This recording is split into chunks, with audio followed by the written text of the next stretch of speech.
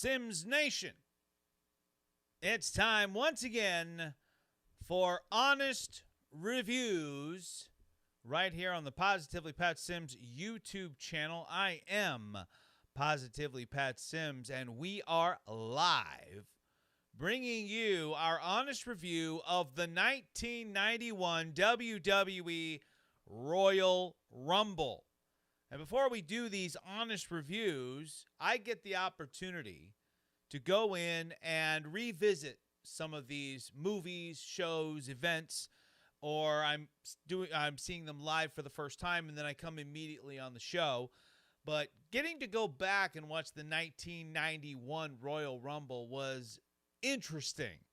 It was a different time for sure, not just in the WWE, but in the world in general.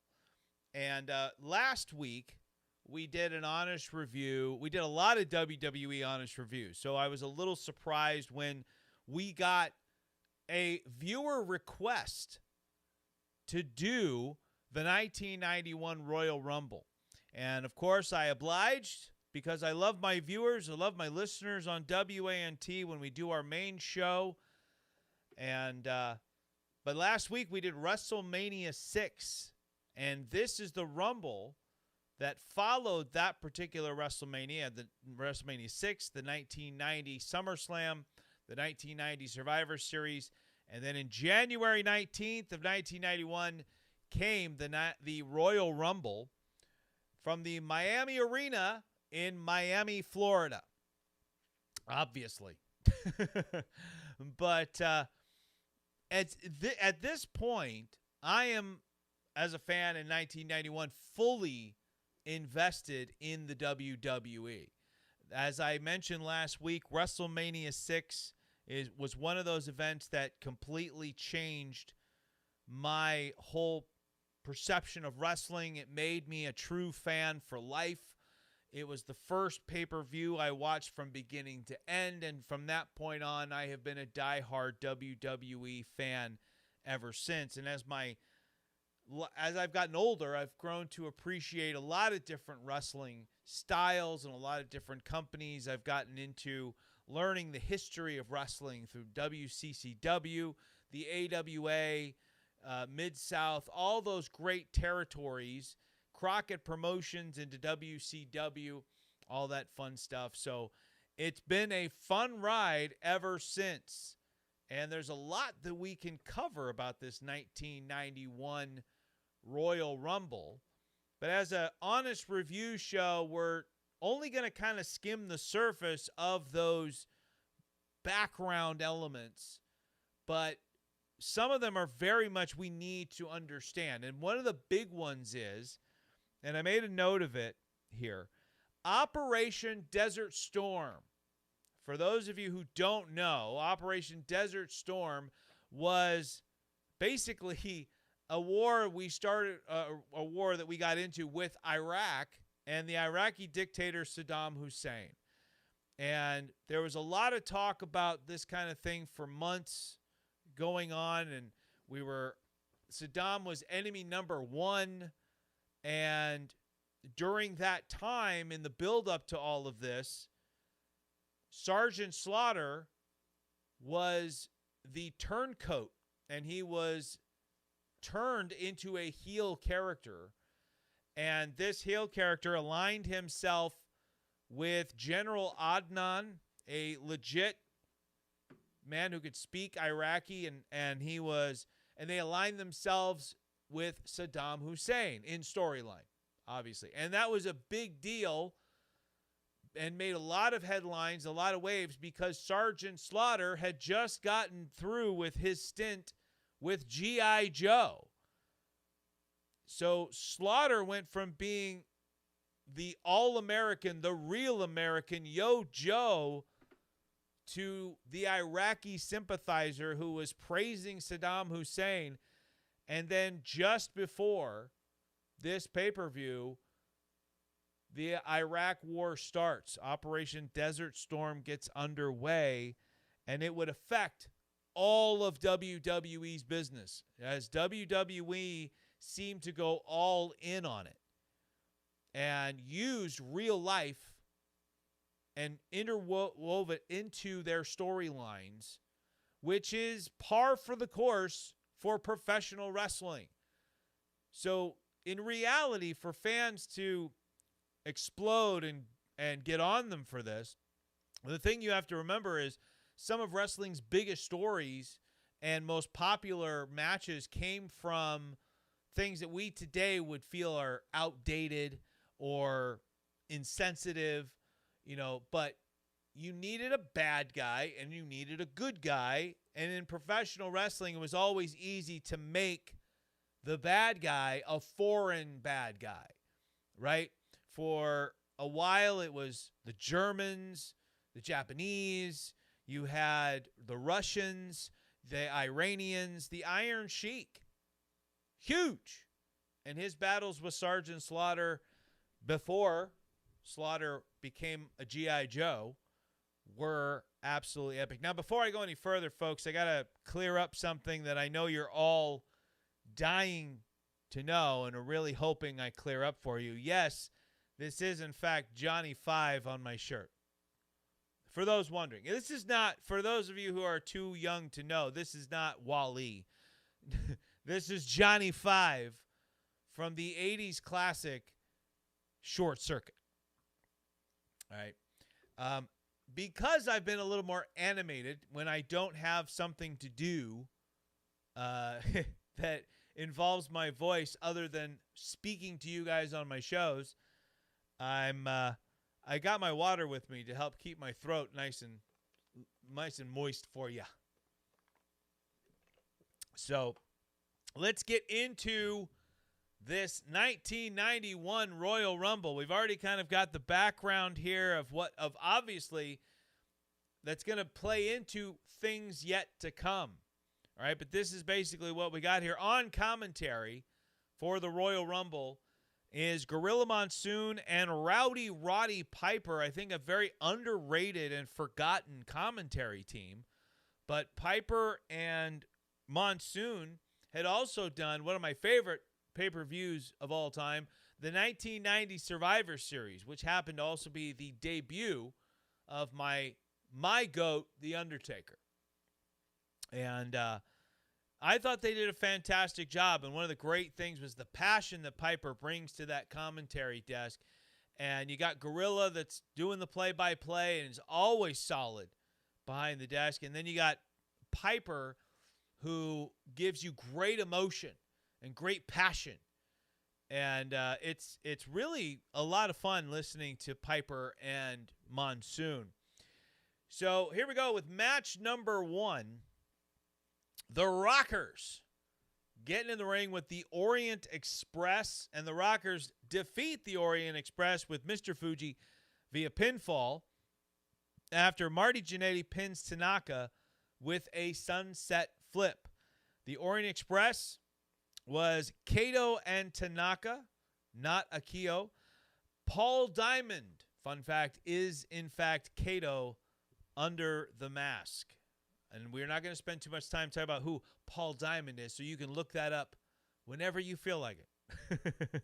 But very fun opening matchup. The Rockers, that kind of seemed to be kind of like their gig in like late 1990 into 91. They also opened up the next pay-per-view of WrestleMania 7 against the Barbarian and Haku. But this was a really fun matchup, and one that you didn't get to see a lot back in those days. WWE was a lot more trying to be a little more grounded, maybe a little bit more realistic in a lot of their wrestling, and it was a mat-based program. But the Rockers, of course, the high flyers, with a lot of the crazy moves, and paired with the Orient Express, I thought it was a really, really fun match with the Rockers coming out strong, and then the Orient Express having their little moments, and then of course the Rockers with the big comeback. And the Rockers were definitely over with the WWE crowd at that time. Piper was talking them up always as the team of the 90s. And even Gorilla Monsoon and Hacksaw Jim Duggan would carry that over and talk about the Rockers being the team of the 90s, but little would we know that just a year later, that team of the 90s was going to be kaput when Shawn Michaels turns on Jannetty and begins his singles career. Here's the thing about 91 Royal Rumble as well. Once we get done with match number 1, there are a lot of interviews and promos in this pay-per-view. Like, more than I remember any other pay-per-view having. Like, it was common to, on these pay-per-views, to have an interview with the guys that are going to be going on next. And it would be like a short little thing where they'd get to wrap up and say what they need to say very quickly.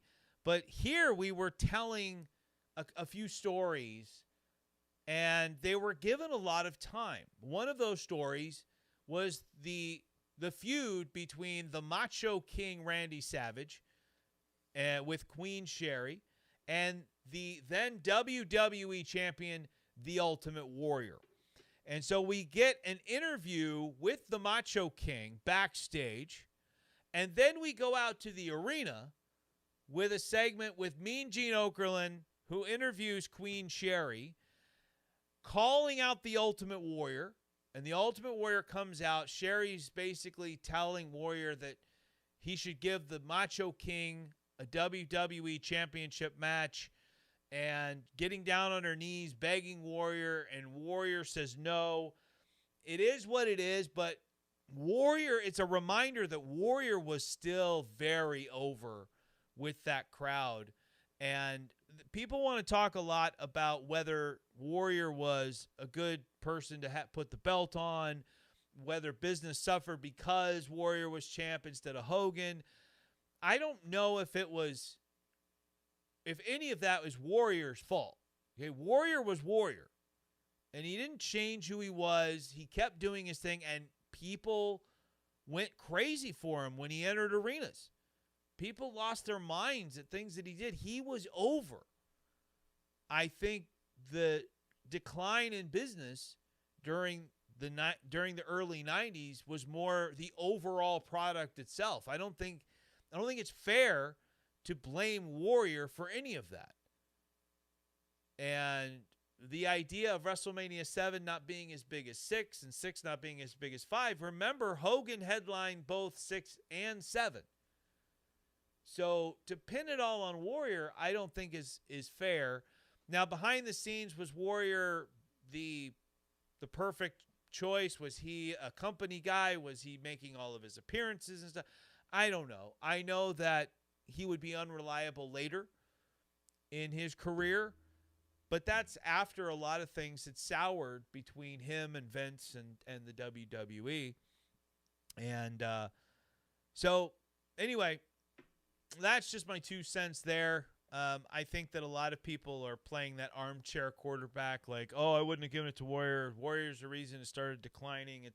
It's like business didn't get any better when he wasn't champ. It kept on a downward swing, and things didn't go up through the roof when Ric Flair became champion later on. It didn't go through the roof when Bret Hart became champion later on, or Yokozuna, or Undertaker, and no offense to any of those guys, but I don't think it's the one champ makes it. All right. Now, I know that Hulkamania exploded the WWE from being a territory into the national spotlight, but I think that was also an overall effort around all of WWE. You had a lot of big names coming to WWE. There's a lot of excitement. There was a lot of momentum that was building, and Hulkamania was the catalyst for that. And then at some point, the fans didn't always care for the direction that the company as a whole was taking. And I think what we do is we try to pinpoint scapegoats for that. And the easiest scapegoat to pick is the champion. So when Hogan passed the torch to Warrior and business continued its slightly downward trajectory, it was looked at as a failure on the Warrior's part. But there's a whole company that's leading the charge behind him, And that would make sense if this was a competitive sport, which I know it's competitive behind the scenes, but this is sports entertainment. It's a show. It's predetermined, which means that the WWE is creating storylines, creating characters. So if the storylines aren't resonating and a lot of the mid-card and lower characters aren't resonating, how is that the champion's fault? I don't blame Brett for low ratings and everything back in the mid-90s. If anything, Brett was doing everything in his power to keep WWE afloat. All right, match number 2, as we get back on track with 1991's Royal Rumble. But if you follow us here, you know that we go off on tangents. That's just what we do. Boom. All right. Match number 2, Big Boss Man defeats the Barbarian with Bobby the Brain Heenan after the Barbarian goes for a top rope cross body, only for the Boss Man to roll through for the pin. And 1, 2, 3, Big Boss Man is your winner. By the way, you're going to notice something very interesting as we go through these matches. Only one match on this entire card does not end in a pinfall. And if you can't guess what match doesn't end in pinfall, then you have zero knowledge of WWE or what the Royal Rumble is. So, anyway, that match was what it was. It was a spotlight for the Big Boss Man and his continued feud with Bobby the Brain Heenan. It was another obstacle for the Boss Man to get past. It's two big guys going at it. So it's not a bad match, but it's not a great match. Again, it's story. The Rockers, that's showing skill in the ring, technical skill as well as high flying skill and all that kind of stuff.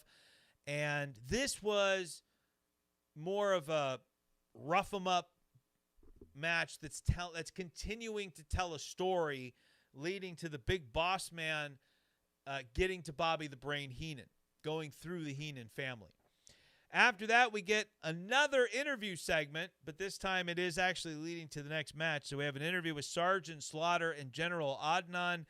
And as if we hadn't heard enough from the most interesting promo in the business, the Ultimate Warrior, we get another one backstage. So Warrior hasn't just done hasn't just done one interview. He's done 2 now in the show. And we have a thing. Gotta have to research who the Rockers are. My bad. The Rockers are Shawn Michaels and Marty Jannetty. And if you haven't been a long-time fan of the WWE, not knowing who Marty Jannetty is kind of par for the course, because there's a lot of memes out there like, oh, this guy's the Marty Jannetty of this group. Because after the Rockers split up, Shawn Michaels went on to become one of, if not the greatest of all time in terms of in-ring performers. Marty Jannetty, with all of his troubles, goodbye. Did not do much. All right. So after we have the interview with Sgt Slaughter and General Adnan, and then the interview with the Ultimate Warrior, we get to match number 3. And very interestingly enough, match number 3 is our WWE Championship match. And I need to do some research. I didn't do any. I did some for this particular pay-per-view, but I'd love to go back and see if there's any other Rumbles where the third match on the card, a card that has 6 matches in it, one of them being the Rumble. The third match is the WWE title match. Usually, from what I've seen, if there's a WWE title match at all, it usually comes, it might fall at the very beginning of the show as the opening match. It might fall directly before the Rumble, or it'll come after the Rumble. Only once or twice, actually, has it been the Rumble itself. But, yeah, usually it comes at the end there. Thank you for explaining who the Rockers are. You're very welcome. I know Shawn Michaels, no clue who Marty Jannetty is. That would be my wife, ladies and gentlemen, because my wife, because she's married to me, which is a miracle in and of itself that I am a very, very happily married man. Most of you probably think that this is all done in my mother's basement, but it's not. My mother doesn't have a basement. No, I'm very, very happy here. Sgt Slaughter defeats the Ultimate Warrior for the, at that time, the World Wrestling Federation Championship via pinfall after, hold on, sorry, that was the creepiest thing ever. I'm sitting here looking here and there, and out of the corner of my eye, I saw something go by me. And I go to look thinking it's my wife, not realizing my wife had already walked out and is taking a walk outside. That was really creepy. And I know the camera's not in a position to have caught anything if there was. Like, I don't want this to turn into a paranormal show, but that was creepy. I swear to you, I saw something walk by me out of the corner of my eye. That was freaky. What would be really funny is if you guys were like, "Ooh, let me look behind you," because obviously you can see through this little gap there. And if there was something that walked by the little gap, but like it literally just, whoop. Oh, that was weird. I never see anything in this place. My wife says he always sees something, and it's the funny part is probably just light. It's just light reflecting and everything. And I wear contacts, so you never know what kind of stuff happens. But let's get back to the Rumble here. So Sgt Slaughter defeats the Ultimate Warrior for the WWF at the time championship via pinfall after the Macho King and Queen Sherry interrupt multiple times, and Savage hits Warrior with his scepter, giving Slaughter the win. After the match, Warrior gives chase immediately following the bout as Slaughter celebrates with the purple WWE Championship belt. Warrior always had like different colors. I think he was the first guy to do that. Like all of them before were just the black strap, like the one I have here in front of me, the Winged Eagle. But Warrior would have a white one. He'd have, I don't remember all the different colors he had, but this one happened to be purple, which is why there's a famous story. And when you see Hogan face-to-face against Sgt Slaughter for the championship, and in pictures, you'll see Slaughter holding that purple belt. But I guess Warrior was supposed to bring the black belt with him so that when Slaughter won and Hogan and him were taking pictures backstage, they would have the black strap. But Warrior didn't bring it, which is weird. Why wouldn't WWE have another one on hand? But especially now, given, like, if you think about it now, like, everybody has the ability to have a belt. It's, and so they had to take it with the purple belt, and supposedly Hogan was, like, really ticked off about that. So just a funny little tidbit there. But, yeah, the match was not, I mean, it's nothing great to write home about. You're talking about a Sgt Slaughter that was very much kind of past his prime. Warrior was never the strongest in the ring unless he had the right opponent. I think he was better than he's been given credit for, but he was dominating the match early on. And this was looking like it was just going to be, no pun intended, a slaughter. With Warrior doing away with Sgt Slaughter relatively quickly. He tore the Iraqi flag. He was doing all these things and dominating Slaughter there until Sherry came down and got involved in the match. Warrior chases after Sherry, and Macho cuts him off at the pass and beats him down, and the referee doesn't see any of it. And as Warrior's crawling back to the ring, and a very long crawl, mind you, Slaughter is telling a story in the ring, which is, I'm here to win the title. So every time the ref is getting to a certain point on his count to count out the Warrior, Slaughter interrupts and forces him to restart the count, which is, that's great character work, great storytelling from Slaughter right there. When Warrior gets back in the ring, now we're more at Slaughter's pace, where originally we were fast-paced and very much a Warrior squash match. Now we're at that Slaughter pace where everything's very slow and deliberate. It's not very exciting to watch, but it's telling a story that Warrior's been beaten down by Macho Man. And when Warrior starts to make his comeback, he's cut off at the pass again. Sherry and Savage again interrupt the match. And as Warrior is in a compromised position, Savage takes the scepter, because he is the Macho King, mind you, and smashes it over the head of the Ultimate Warrior. And Slaughter pulls him in, covers him for the pin, 1, 2, 3. And they didn't announce the winner right away. Gorilla Monsoon and Roddy Piper were doing this great commentary work where they're like, the referee has to know, someone's going to come out and reverse this and say, no, there's no way, disqualification, Warrior still champ. But the official word comes out that Slaughter is the champ. He has officially won. He is the champion. And he goes back to the dressing room, and we have a new WWE champion, the Iraqi turncoat and sympathizer, 2 days after the beginning of Operation Desert Storm. Now, obviously, the plan is Sgt Slaughter, top heel in the business, is going to go up against Hulk Hogan, the real American. WWE's probably thinking we've invested a lot of time, a lot of money. It's too late to alter course now, mateys, as the Pirates of the Caribbean says. So they probably at that point were like, we're all in with this. So let's run with it. And, you know, hindsight's always 20/20. May not have been the best decision, but that's what they went with. I remember as a kid in 1991, I loved every second of it.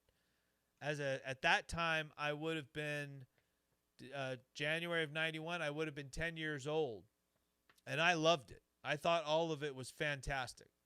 I loved the feud with Warrior and Macho. I loved Hogan defending America against Sgt Slaughter. I remember it being like mainstream news. It was big. Match number 4. So we go straight from one match to another. The Mountie defeats Coco Beware via pinfall after the Mountie catches Coco in a sort of chokeslam. The less said about this match, the better. Right? The Mountie was brand new, was just starting to get going in WWE, would go on later to have a run with the Boss Man, get a run with the Intercontinental title, albeit relatively short.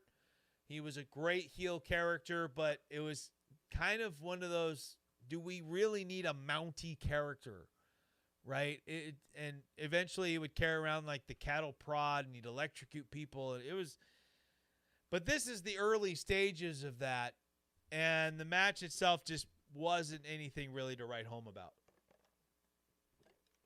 Sorry, I got to wet the whistle.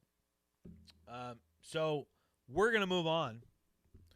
The next interview, we once again are interviewing Macho Man or Macho King, excuse me, and Queen Sherry.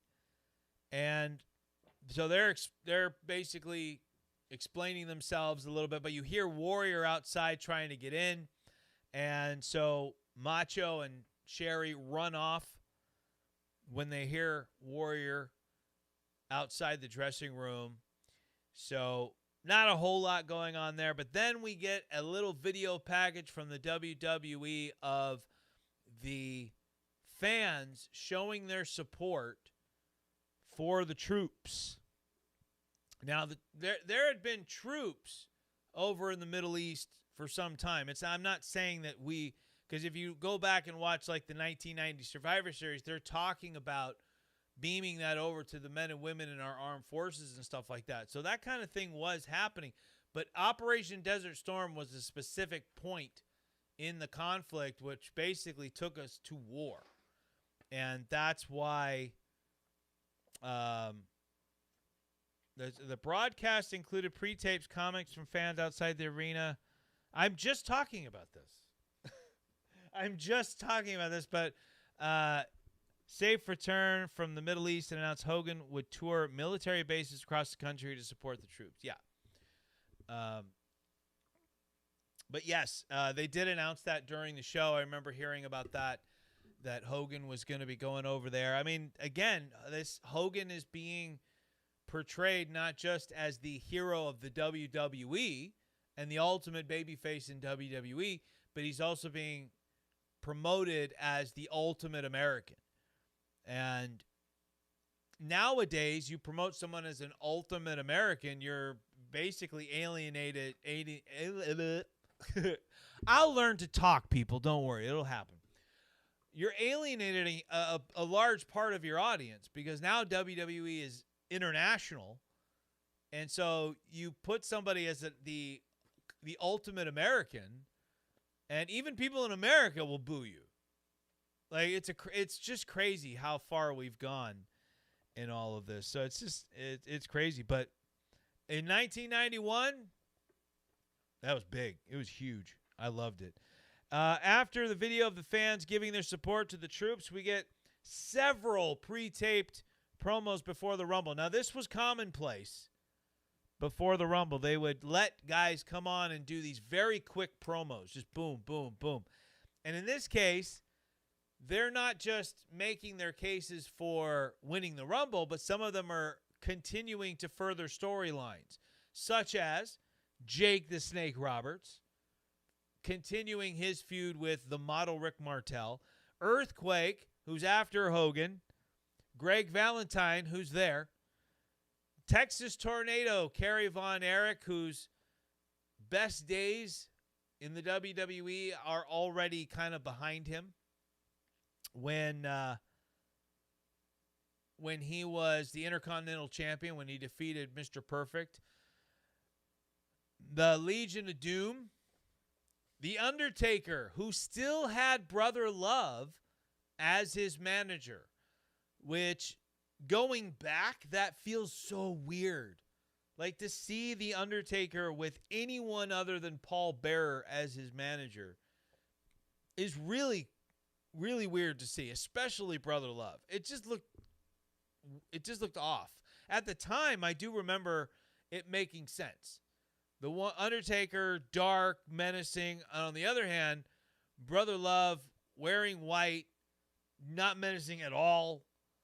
Like it did work, but it got so much better. The whole presentation got so much better when Paul Bearer came into the picture.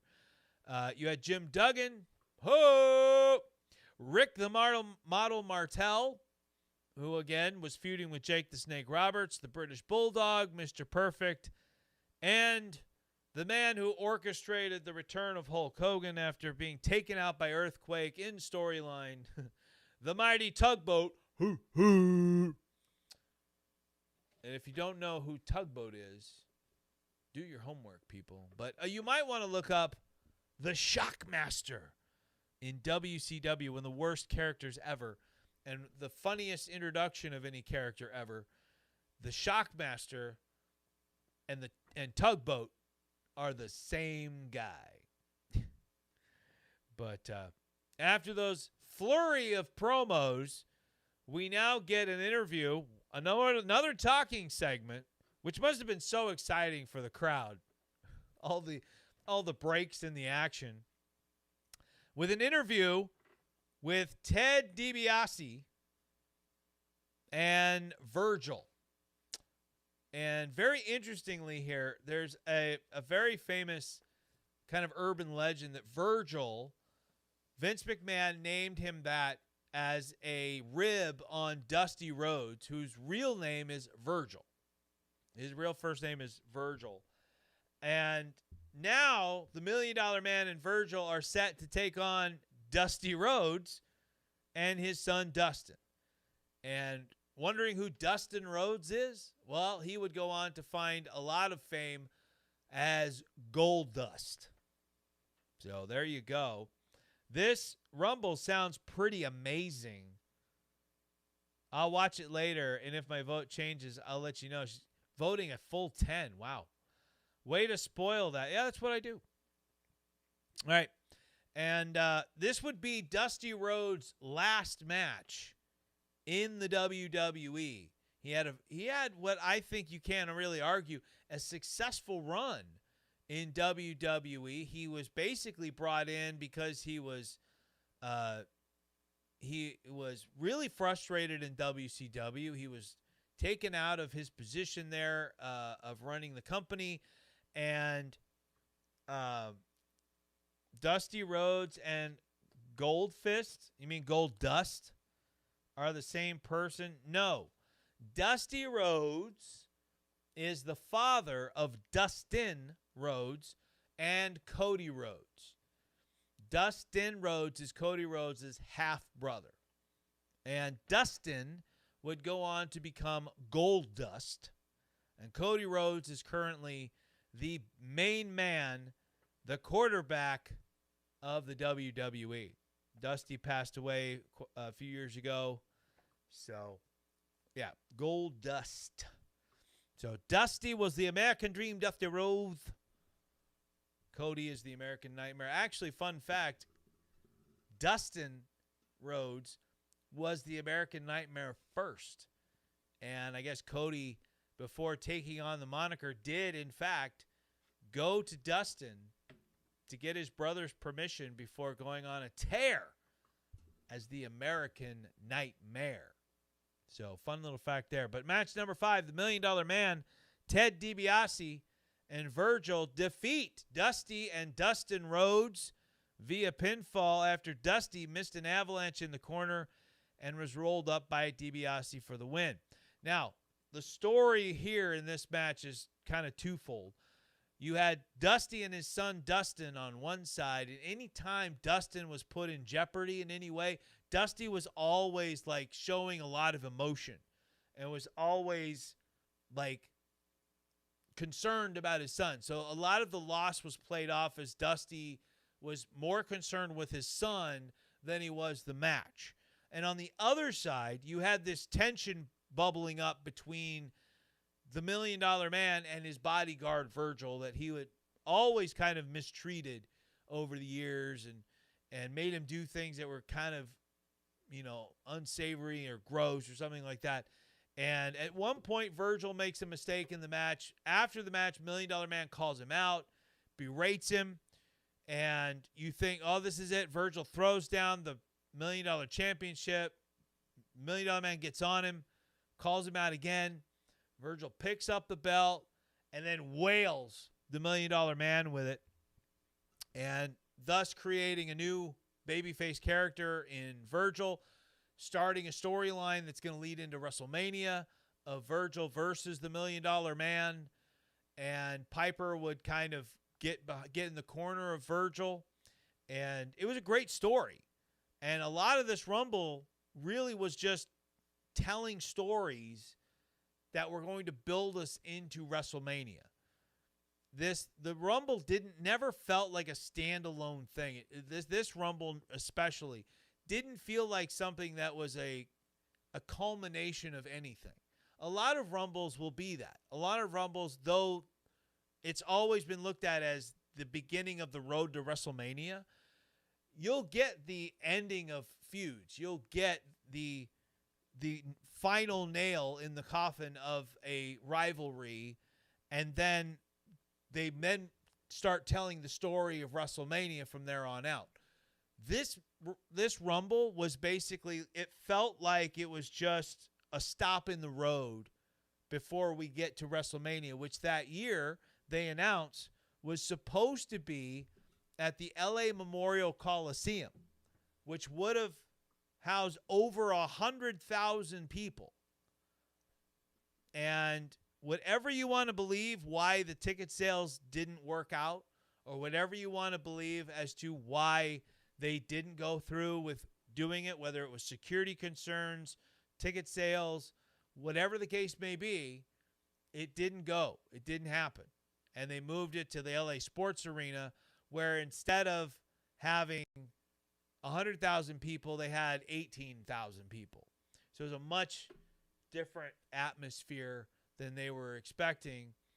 But following that matchup, which it was what it was. Again, this was Dusty's entertaining. The $1 Million Man's always solid in the ring. Virgil obviously was still having some ring rust. Dustin was young and green in the business at that time, but was showing potential. But after that match, we have an interview with Hulk Hogan.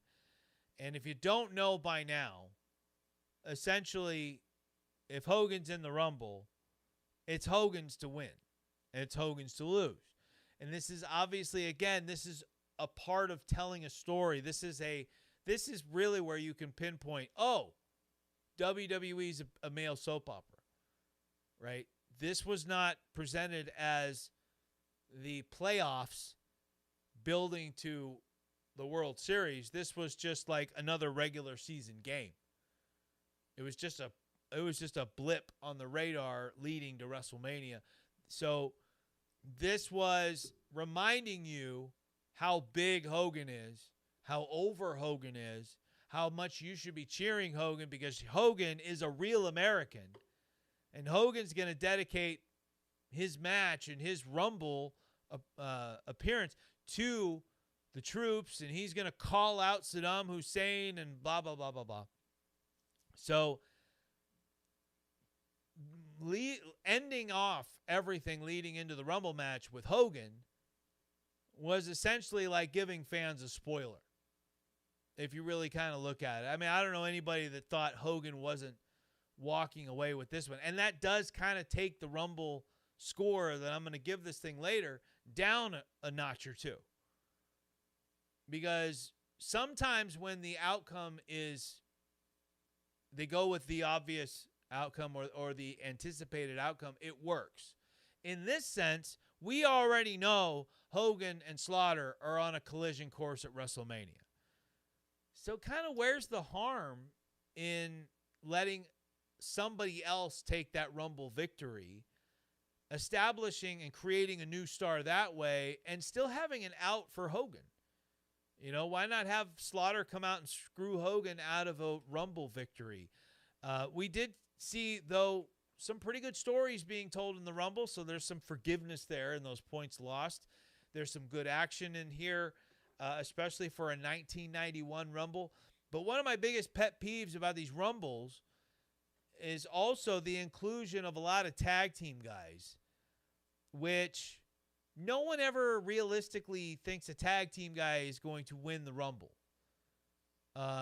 You should, because the whole purpose of this is to say that anybody could win it. It's every man for himself. But it's never happened. A tag team guy has never won a Royal Rumble. So until I see that happen, every time I see a tag team guy come out, I'll be like, well, here comes another guy ain't winning it. But we're going to go through, actually, the order of entrance. We're not going to go through the order of elimination. We're just not. Because this could be like a 3-hour show. We're not going to do that. I'm going to take you through everybody that showed up for this Rumble, the storylines that went into it, and the winner. And then I'm going to give you a couple of notes and get into my scores and ratings. So here's your entrant numbers. 1, Bret Hart. So Bret Hart started this one. Number 2, Dino Bravo, followed by Greg the Hammer Valentine. Number 4, Paul Roma was Slick, part of the tag team of Power and Glory. Number 5, the Texas Tornado, Kerry Von Erich, former Intercontinental Champion.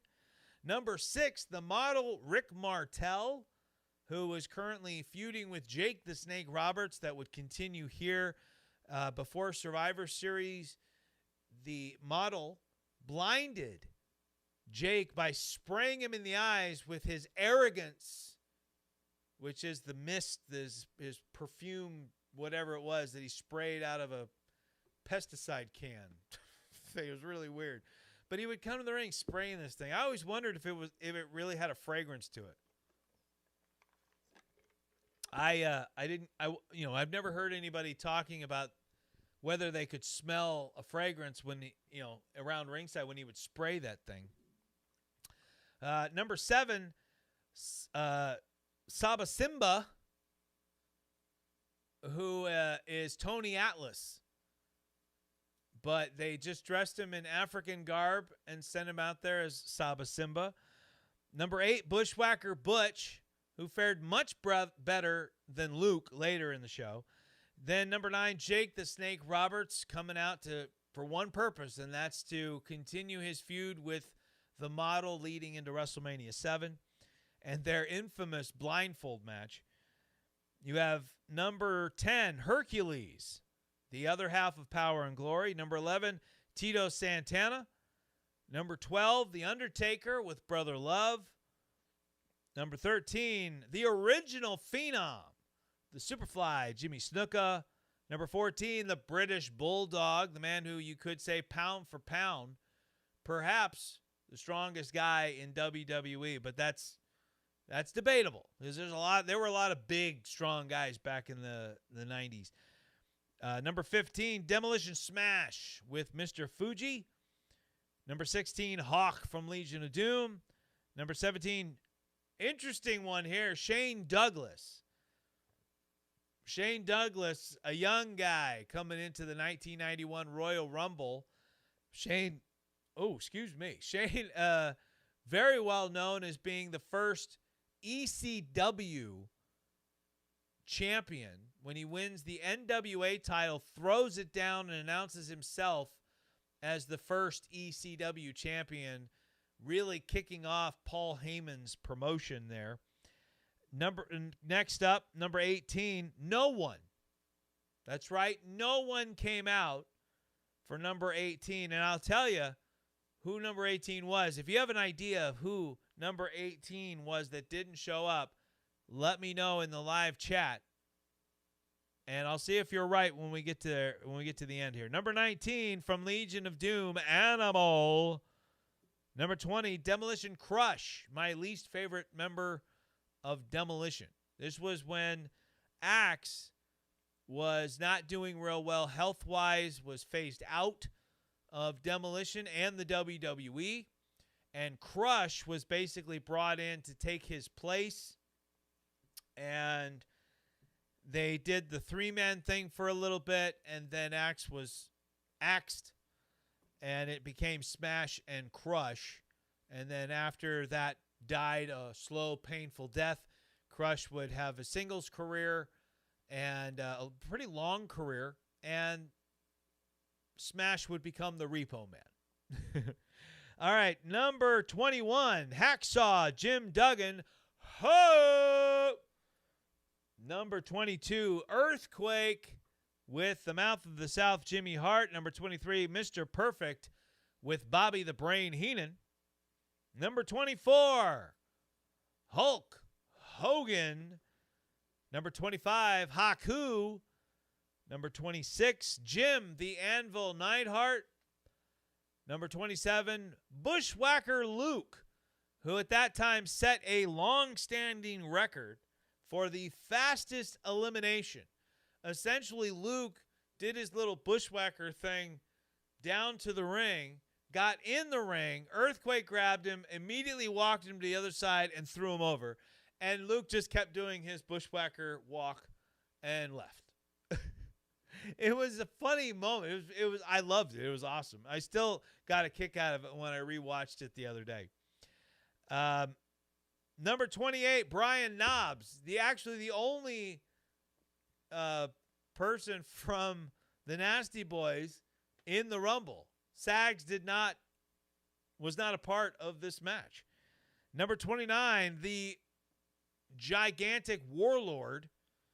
And finally, number 30, Hogan's buddy Tugboat. And interestingly enough, Hogan eliminated Tugboat in this matchup. But it is every man for himself. Another interesting little tidbit here. Tugboat, believe it or not, was the original plan to face Hogan at WrestleMania 7. And if you go back and watch and then you go, seriously? Like, I don't know how they would have made that work. I really don't.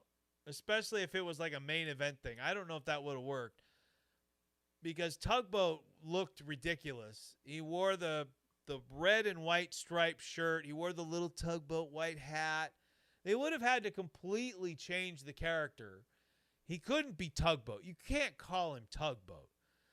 And I'm glad it didn't work out because the end result was that Tugboat would join forces with Earthquake. He'd become Typhoon, and they would become one of my favorite big men tag teams of all time, the Natural Disasters. But at the end of the day, your winner, after clotheslining Earthquake over the top rope from behind, Hulk Hogan, your real American, finishing out the day as the winner of the Royal Rumble, sending everybody home happy and giving people something positive after the Iraqi sympathizer wins the WWE Championship, giving people that hope that Hulk Hogan was going to bring the title home to the USA, even though it never technically left. So, have you guys figured out who the missing competitor was, number 18? So we got a couple here. Ric Flair was a guess. Andre the Giant was a guess. Andre the Giant at this point was barely able to get around, so Andre was kind of done at this point with his in-ring WWE career. So that one's out. Ric Flair hadn't actually joined the WWE yet. Ric Flair would not join WWE until a little bit later down the line. And then I'm way off. Just researched it. This is what I'm reading from the chat here. Randy Savage, the Macho King Randy Savage, which in storyline makes perfect sense. Because had Savage come down to the ring, chances are that wild maniac madman, the Ultimate Warrior, would have followed suit and would have had Macho King in his sights and would have still been trying to go after him. So in storyline, Macho makes the decision to get out of Dodge and avoid the Warrior at all costs. All right. And you would go to see that whatever you thought of Hogan and Slaughter, the WrestleMania 7 match that absolutely stole the show from a match perspective and from a story perspective and the build-up and all of that was Macho King versus the Ultimate Warrior in what would become a career-ending match that didn't end anyone's career. But it was fantastic, and I've talked about it a lot in the past. Not on this show, obviously, but on another episode down the line, when and if we cover WrestleMania 7, it's definitely a match I'm going to be talking about the most because it was fantastic on so many levels. All right, here we go. One thing to note about this match that is very impressive, the model Rick Martel set a Royal Rumble record by lasting 52 minutes, which would then be broken the following year by the Nature Boy Ric Flair.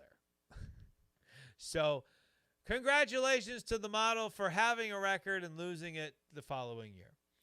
The final scores here. I'm going to give you a score for the Rumble itself, the Rumble match itself, and then the entire pay-per-view as a whole. So the final Rumble match score, I'm giving a 7.5. It was fun. It was entertaining. It continued storylines. It told stories. And it was a great Rumble to lead into WrestleMania 7. The final Rumble match grade is a B-. It's not bad enough to get into that C range. It's not good enough to get it into the high B's or especially not the A's. But again, it was fun. And having a hot crowd made it fun. And for a lot of people want to say the popularity of WWE was on a downslide at that time. the crowds watching the events and listening to the crowds, you'd never know it. The crowds, to me, were as hot as they'd ever been. They were going crazy for Hogan. They went crazy for Warrior. They went nuts for Virgil's turn on Ted DiBiase. They loved Dusty. They were hot for the Rockers. They were behind Boss Man. I mean, this was a great crowd. And you would see great crowds throughout 1991. You saw them throughout 1990. So I know that numbers-wise, the business might have been on a slight downswing. But, man, especially remembering as a kid when I was 10, 11 years old, I couldn't have been higher on WWE during that time. I loved Warrior as champion. I mean, Warrior was tailor-made for a kid my age. Always a big Hogan fan. The final pay-per-view score is slightly lower, with my score for this pay-per-view being a 7 overall, with a final pay-per-view score of a C. And a lot of that just is because of the interviews, the amount of interviews and promos that happened during this match that really made the pay-per-view kind of drag for me at times. And so if I'm on a Rumble kick, the first thing I do if I'm on a Rumble kick is I'll just watch the Rumble matches. Just kind of in sequence, just boom, boom, boom, boom, hit up each Rumble match. But if I want to watch the full pay-per-view, I end up skipping a lot of the interviews and stuff like that. And when there's this many, you're skipping a large chunk of the pay-per-view. So my recommendations for this, the opening match is definitely worth watching, the Rockers and the Orient Express. I do, again, feel there's way too many interviews and promos that stop any momentum the show might build. And that is important. When you have a pay-per-view, if you're building momentum, the moment you halt that momentum, it means you have to rebuild it. Which is why you don't see a whole lot of promos and backstage segments in WWE during premium live events anymore. Because unless it's really helping to build to the next match, you really don't see that kind of stuff on the PLEs. I will say to check out that Rumble match if you're on a binge. It does, the show in general, the entire show though, does take a lot to sit through because there's a lot to get through and understand, to get all the stories and everything. I feel like to just go cold into this particular Rumble, you have to have an understanding of what came before it, and also, in a sense, kind of what comes after it. Or if you're on one of those kicks where you're just starting from the beginning and working your way up, that works, and you'll understand a lot better. But to really enjoy this Rumble, I think you've got to know what came before it, and then either know or go straight into WrestleMania 7 to see where all those stories end up going. Because that's really the payoff. The payoff is WrestleMania. There was no payoff in this Rumble. There's just a moment that continues stories, if that makes sense. Giving myself props for guessing before looking up. Yes, congratulations. Thank you on participating. Those were actually decent guesses, I will say. Isn't that like every major match, you need to understand what came before it? I mean, yeah, but nowadays, what WWE does very, very well is WWE has video packages that they show before matches, so that if you haven't watched Raw or SmackDown or whatever, they'll play a video package so that you're up to speed on what's going on. Back in these days, they didn't do that. Back then, there weren't any, because a lot of matches, like WrestleMania, would have a lot of filler matches where there wasn't any story involved. It was just two guys put in a match to fill time or to get guys on the card. Now, yes, every match on this card kind of told a story. The Rockers kind of looking for that revenge of WrestleMania 6's loss to the Orient Express at that time, and so that there is kind of a story there. But every other match kind of decent story. You had the build of the Mountie in his match with Coco, but the lack of video packages means that you have to have a little bit more of an understanding. You had to kind of follow the product to know where you were at that time. The interviews and promos are supposed to kind of fill you in on all that. But a lot of times, like listening to Sgt Slaughter, no offense, and if you like Sgt Slaughter, then sorry, not sorry. I didn't like his promos. I'd rather listen to Warrior ramble on about whatever the hell he was talking about. Slaughter was rough to listen to. He had a very particular cadence and a way of talking. And it was like he had that I liked his voice. He had that very gravelly voice, but he would let things like really just elongate everything, like Hogan at WrestleMania, I'm going to make you pay. That's how he did his entire promo. And he would turn a 30-second promo into a 5-minute promo by doing that. Like, that was worse than William Shatner and his pauses. But that was Sgt. Slaughter's cadence, especially as a heel. Just, I mean, go back and look. I challenge anyone to go back and look and get in the comments and tell me I'm wrong. Just listen to the cadence, and you can take any words you want to say, right? Pick any movie. And if you gave them to Slaughter, they would have that cadence. They would. It's hilarious.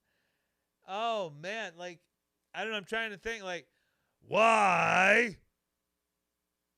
is the rum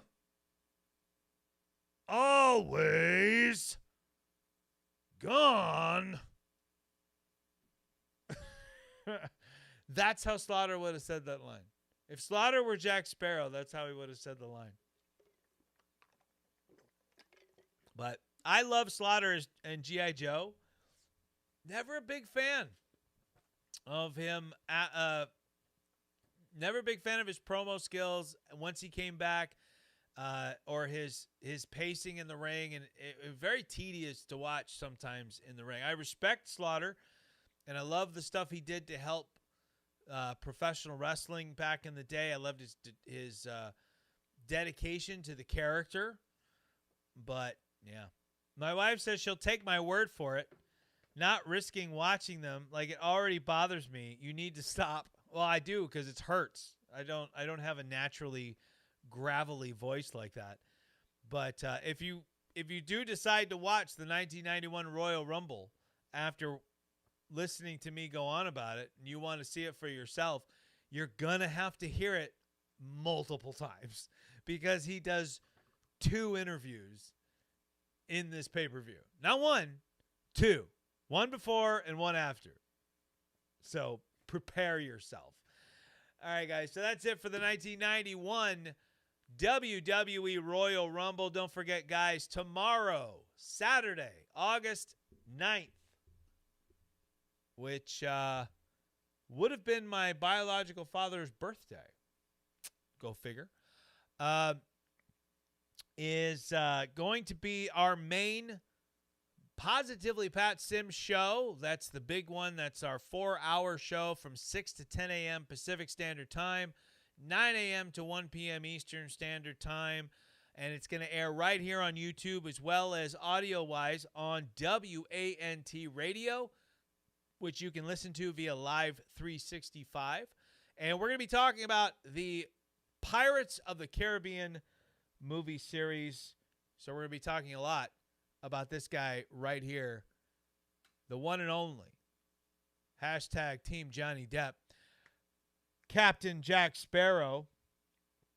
Very excited about that. I'm a huge fan of the Pirates of the Caribbean film franchise.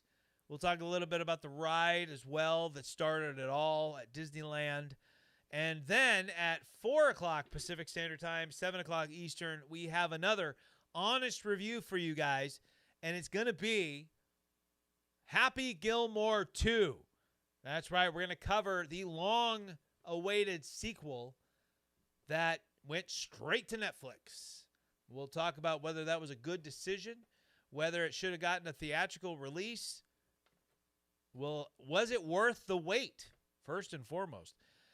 Don't forget, also, we do have our brand new Positively Pat Sims merch store that's available right now at positivelypatsims.printful.me. Just head on over there, and you'll find all kinds of great Positively Pat Sims merchandise. You'll see Positively Pat Sims logos and products, the Positively Pat Sims Show logo and products, Honest Review logo and products, all over the place. Stickers, T-shirts, hats. We got it. Mouse pads, yoga mats, purses. We've got so much stuff, and we're adding things all the time. So help us get our first 100 sales right now by heading on over there. And if you haven't done it yet, help us out again by hitting that subscribe button. Click the little bell to follow us so you never miss a live show, because that's pretty much all we do here. Live shows. And we let you jump in on the live chat. And as you can see, we read the live chat live right here on the show. We do also have a new third show that's going to be making its way here to YouTube in the coming weeks, and that's going to be a show called Warriors Unleashed. I want to thank my wife for throwing the word warrior out there as I was looking for names for the show. And when I heard warrior, I said, I got to use warrior's got to be in the name. And Unleashed just kind of popped into my head at one point, and I loved the feel of that name. I loved the sound of it, and we ran with it. So Warriors Unleashed is going to be a very inspirational, motivational show that's going to focus on your mental and physical health and fitness. It's going to focus on becoming a champion for life. It's about becoming successful. It's about living your best life, finding all the things that are going to make you healthy, happy, and, like I said, a champion in and for life. All right. Social media, make sure you follow us on social so you always know what's coming. On Facebook, you can follow us at Positively Pat Sims. Instagram and TikTok at Positively Pat Sims. And on X, formerly known as Twitter, look up at Real Pat Sims, and you can follow me there. And we are very close here on YouTube to monetizing. We are like right there. So guys, just do me a favor. Keep checking us out. Keep watching our content. Keep coming right back to the Positively Pat Sims YouTube channel. Check out the shows you've missed. We got a lot of great stuff. We've already got a lot of content. Excuse me.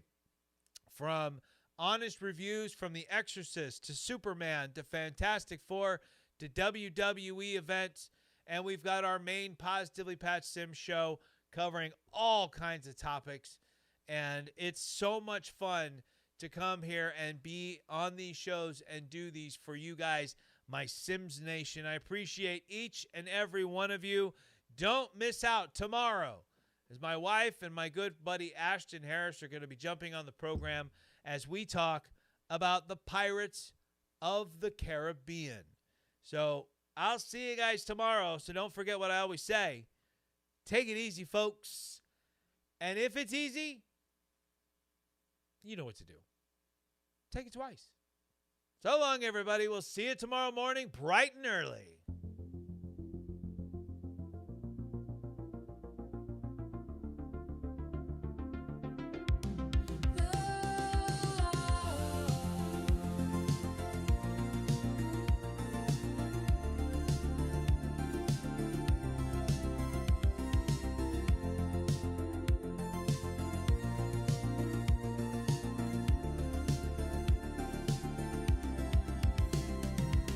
Lights are dim, but the room still hums burst of laughter, and the moments we spun. Every honest word is like a stone in a stream. It rippled, it lingered, it shaped our dream. And if you ever wonder where I'll be, look to the screen, I'll be there, you'll see. Goodbye to the faces that stayed in the glow. Goodbye to the voices I always know. This isn't an end, just a bend in the road. Goodbye for now, my friends, my show.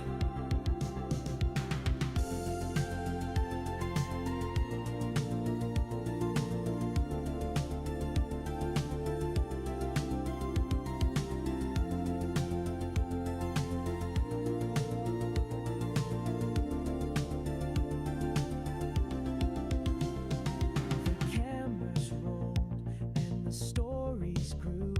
Each review a mirror of me and you. Through coffee stains and late night calls, we built a world behind these walls. And if you